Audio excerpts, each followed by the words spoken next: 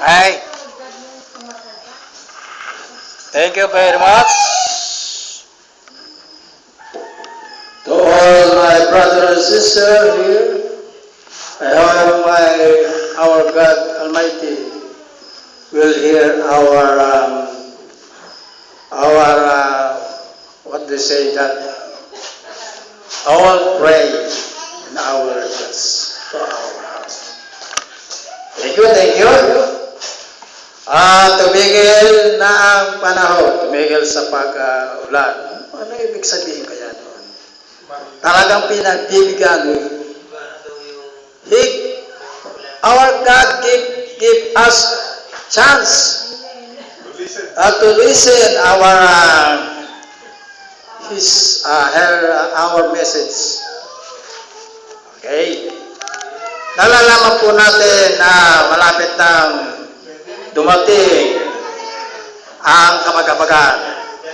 Ay, bago dumating nyo, maraming po salamat, mahal na Panginoon, sa inyong mga kagandahan loob.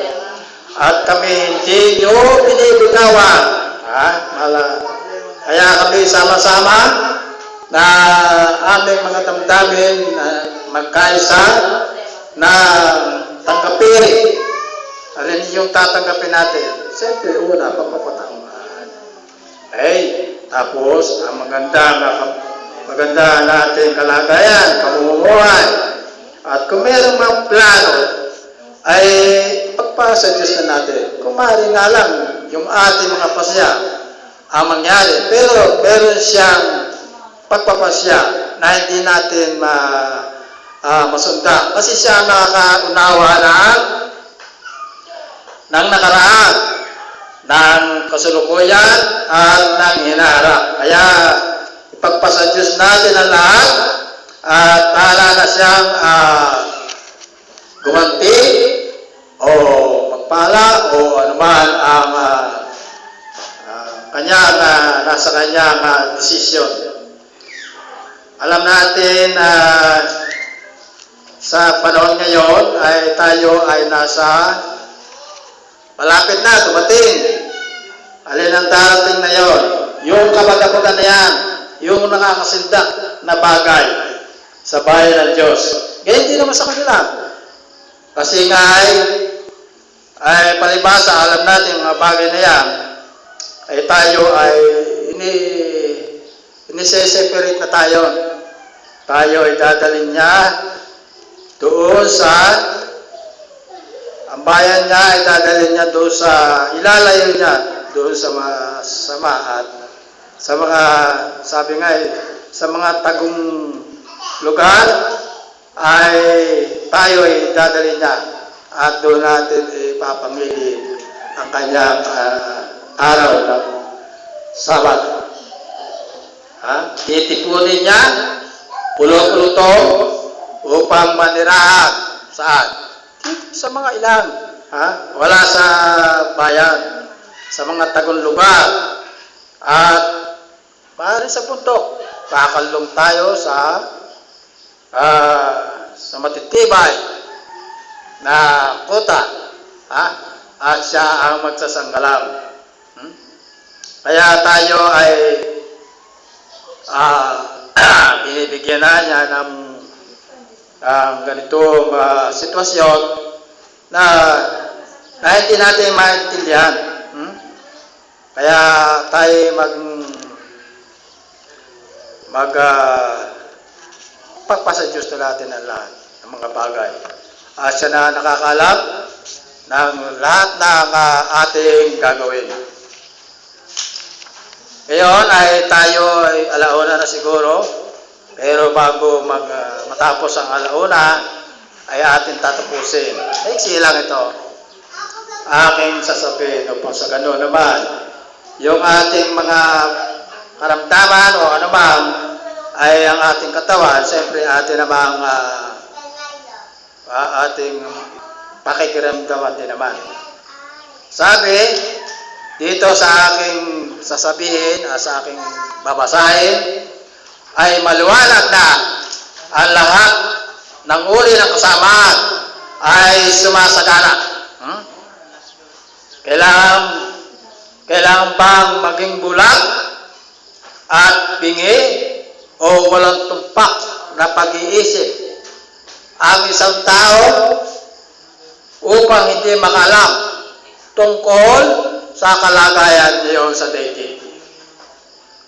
Ang sanglibutan, sabi, ay mabilis na naging katulad ng umiiral ng mga kalagayan doong panahon ng Nino, doong panahon ng, sabi natin, ating nuno, Propeta Noe, bago nagkagunaw. Ano ba naging kalagayan nila noon?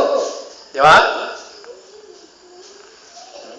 Na sila ay naglalasingan, nagkakainuman, nagbabahay, at ano-anong sari-saring ginagawa ng kasamaan. Hanggang sa ang kalagayan na yon, at sabi ng Diyos, sinabi nga kanina ni Sister Juliet, at nakita ng Panginoon na mabigat ang kasamaan ng tao sa lupa. At ang buong haka ng pag-iisip ng kanyang puso ay pawang masasama. Masasama lamang parating. Yan. Laging masama. Sumama ang lupa sa harap ng Diyos, at ang lupa ay napuno ng karahasan.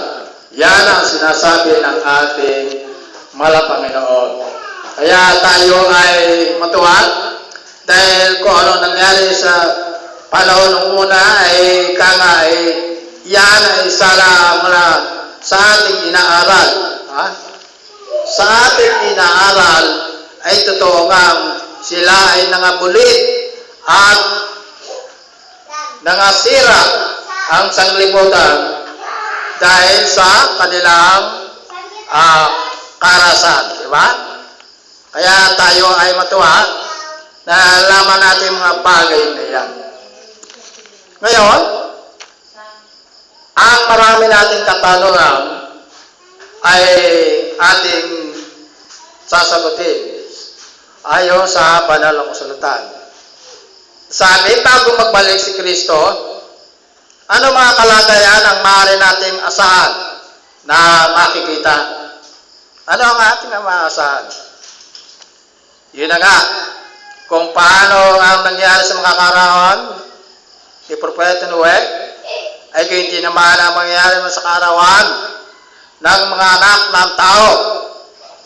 Sila ay nagsisikain, sila ay nagsisinom, sila ay nag-aasawa, at sila ay pinag-aasawan hanggang sa araw na pumasok sa taong si Noe.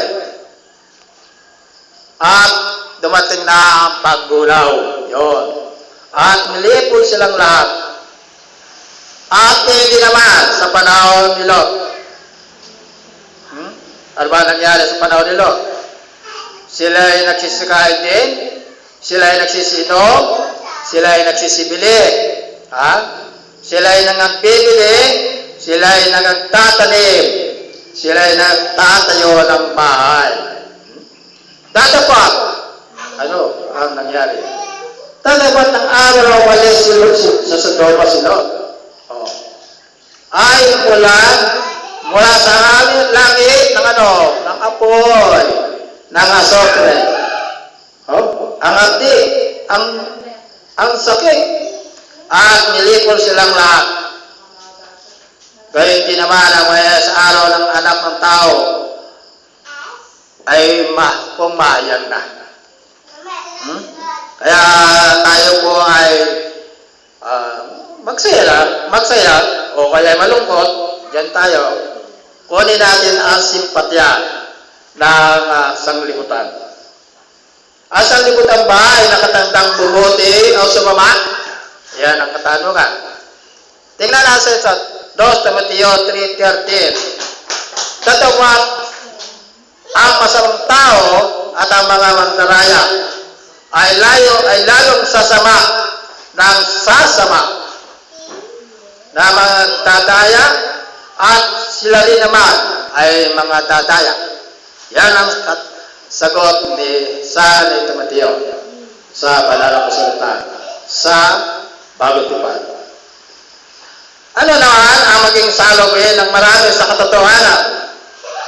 Sabi sa 2 Timoteo 4:3-4.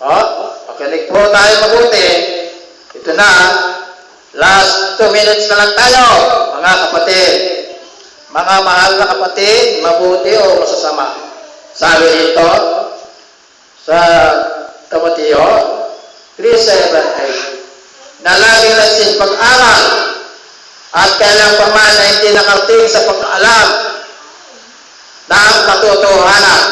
Yan. Sino yung kaya yung pinatatamaan yun? Baka yung sila dating daan. Yan. Iglesia ni Cristo. Yan. Katoliko. Yan. Mahusay sila. Pero hindi nakabot sa katotohanan. At sabi, kung paano si Janes at si Jabres ay nagsilaban kay Moises, Propeta Moises, ay kayo naman ang mga ito'y nagsisilaban sa katotohanan. Mga taong masasama ang pag-iisip, mga tinakwil tungkol sa pananampalataya. Sa Timoteo 3:7-8, kung inyo pag-aaralan. Sundan po natin, sa ganoon ay maging alalay sa ating buhay.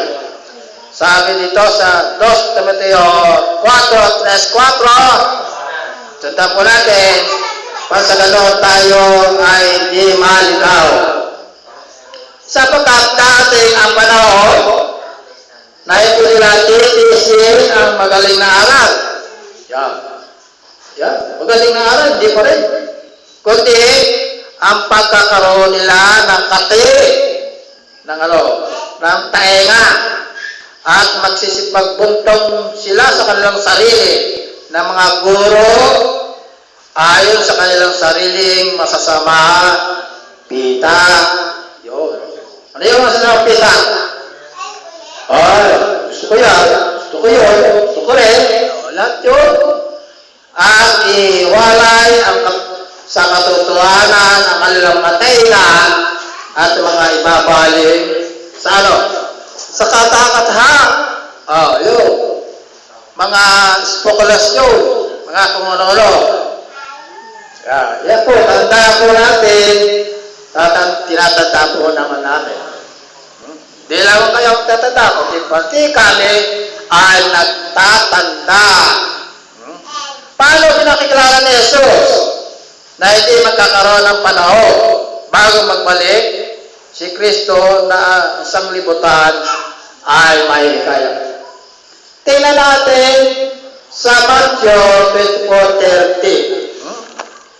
Pagsalitain po natin ang banal na kasulatan upang sa ganun tayo ay mayroong patayan. Hindi lang po kata-kata, spekulasyon. Kaya ito po 24:30 ng Matthew. Alagad na si Matthew. Ganito po ang sinasabi. Kung magkagayon, lilitaw ang tanda ng anak ng tao sa langit. At kung magkagayon magsisdagoy ang lahat ng mga angkan sa lupa, at makakakita nila ang anak ng tao na naparirito sumasalapahap ng langit. Hindi sumalapad sa lupa. Yan ang kaibahan. Sabi, dumating na, pero lapad sa lupa. Mali po yun. Ang sabi, naparirito sumasalapahap ng langit na may kapangyarihan at dakilang kaluwalhatian. Okay? Huwag po tayo padaya at sadya po mandaraya ang kalaban ng ating Diyos. Sino yun? Ang Diablo. Kaya po, narito muli ang katibayan. Sa Apokalipsis 6:14-17.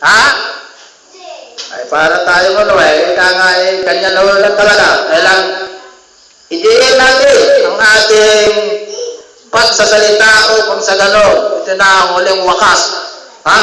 wala nang sasabihin ay pasensya na po. O kaya naman, ay patawarin na po. Ay hindi pwede yun. Kailangan magpakinggan nyo ay inyong to susundan at gaganapin. Ang sino raw gumaganap ay siyang ganap sa mata ng ating Diyos.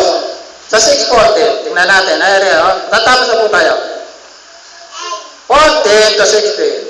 Ang langit ay nahawi na gaya ng isang lulong aklat kung malulol. At ang bawat bundok at ang kulong ay naalis sa kalangit na tatayuan. 15. Chapter 15. At ang mga hari sa lupa, at ang mga prinsipe, at ang mga pangulong kapitan, yan, mga pangulong kapitan. Ay, baka matanggal ka sa mukhang banat. Ay, ayun ako. Diba, tapingin mo ka ako pagdating sa langit. O kaya sa impyerno. At ang mayaman, at ang mga pangyarihan, at ang bawat alipin, ang bawat laya, ay nagsipagtago sa mga yugi, at sa mga bato, at sa mga bundok. Yan ang magiging kilos nila sa huling panahon. Na itago sa makapangyarihang Diyos. Kaya dito sa 16, at sinasabi nila sa mga bundok at sa mga bato, mahulog kayo sa amin, at kami inyong itago sa mukha noong makupo sa luklukan at sa galit nino. Sa galit ng ating Diyos, sa kordero na pinatay, pinako, walang patawad, siya na sinulo ang galit ng sanglibutan. Dinala ang kasalanan ng sanglibutan upang sa ganun tayo naman ay manirahan dito sa lupa na may kasayahan, may kagalakan, at may kasaganaan. So, tampulan natin ang kanyang naging ugali, ang kanyang naging karakter. Ang sabi, sundan po natin ang mga nanira sa lupa at sa huling araw nito ay maaaring bahagili sa 20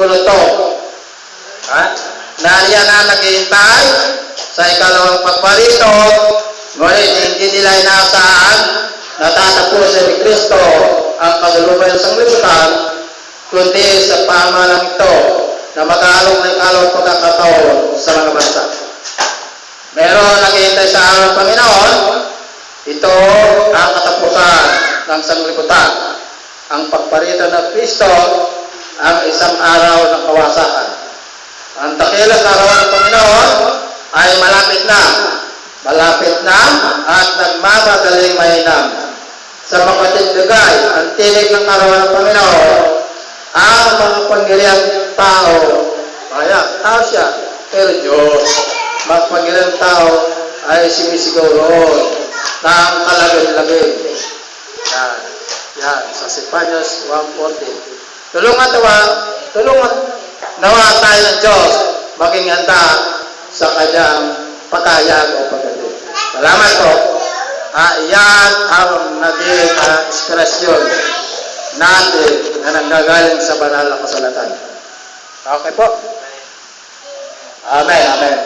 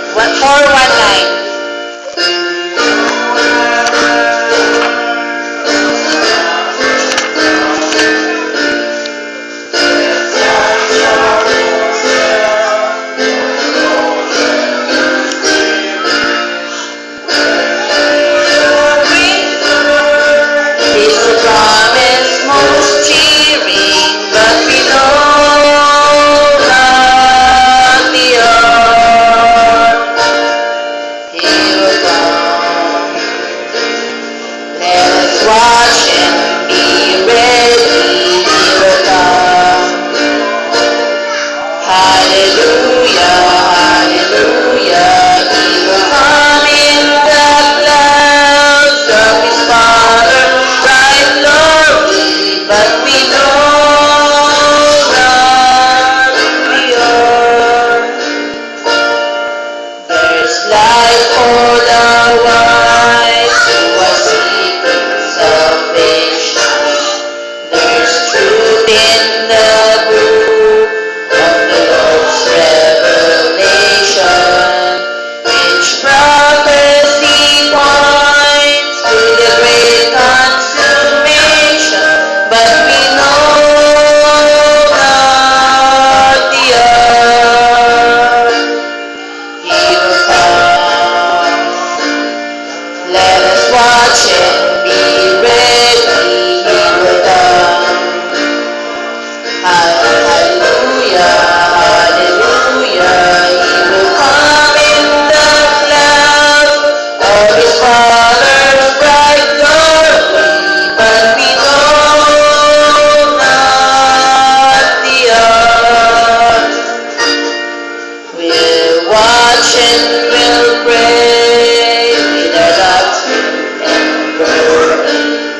We'll work and we'll wait till the Master's returning. We'll sing and rejoice, every man live discerning, but we know not the hour. He will come. Let us watch and be ready. He will come. Hallelujah, hallelujah. He will come in the clouds of His Father's bright glory, but we know not the hour.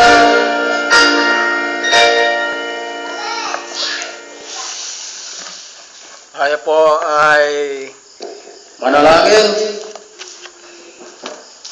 O mahalang Diyos, sana ay maalaman natin mabuti sa puso ang lahat ng aming nababasa at naririnig sa tunay na aral. Alam namin na darating ang mga mandaraya, mga propeta na hindi dala ang inyong tunay na doktrina. Pero mahal na Panginoon, dahil kayo ang aming Diyos, nagbibigay ng unawa, ay kami matibay sa aming napag-aralan na kayo nga ang Diyos, na isang Diyos na nagbigay ng pangunawa tungkol sa banal na kasulatan. Na kayo ang ipinagay ang buhay para sa amin, at Diyos din naman na nagpapatawad, at Diyos na umakyat sa langit, na nasa Diyos Ama na namamagitan, at sana, mahal na Panginoon, yung kalagim-lagim na inyong bibitawan na ang inyong pakikipag-unayan sa langit, sa santuaryo, upang ibigay sa sanglibutan sa mga namumuno, mga huwad na namumuno, upang sa ganon ay maganap na ang inyong pagparito. Mahal na Panginoon, maraming po salamat. Unawa at maintindihan namin ang inyong salita, upang sa ganon ay kami ay magkaisa at magkaunawaan. Habang kami naghihintay, mahal na Panginoon, ibigay sa atin ang inyong pag-iingat, ang inyong pagpapatawad, ang inyong pagpapagaling, ang inyong biyaya, mahal na Panginoon. Maraming po salamat, at mamaran nawa namin ang inyong kaharian, at salubungin nawa namin kayo sa alapap, kasama ang mga nangatulog at nakaganap ng inyong kalooban. Maraming po salamat. Ito po ang hiling at dalangin namin sa aming Diyos na dakila, Penoso Kristo. Amen. Amen. We have this.